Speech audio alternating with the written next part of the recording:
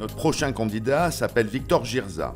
Et après avoir vérifié qu'il était bien installé, voilà, nous lui avons demandé quel était l'objet de ses recherches. Je dirige une équipe neurosciences théoriques et nous travaillons sur la modélisation du cerveau humain. En particulier, nous modélisons le cerveau comme un réseau. C'est une mathématique très particulière qui nous permet de mimiquer les signaux du cerveau d'un sujet ou d'un individu, de patient par exemple. Un de nos meilleures, le plus développées applications, c'est dans l'épilepsie.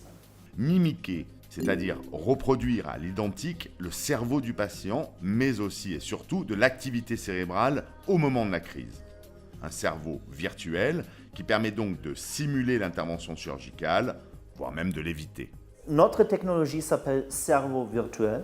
En utilisant cette technologie qui est traduite à ce moment dans un prototype de logiciel, on souhaite utiliser cette technologie de la future comme une aide de la prise de décision pour les cliniciens.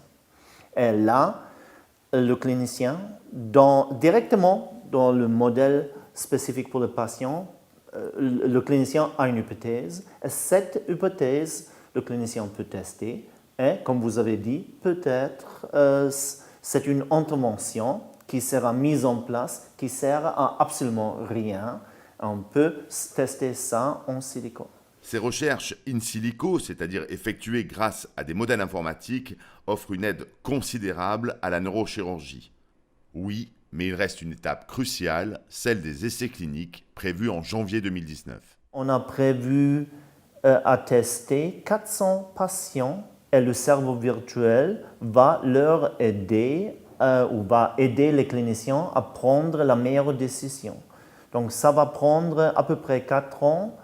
Et on travaille ensemble avec 12 centres de référence ici en France.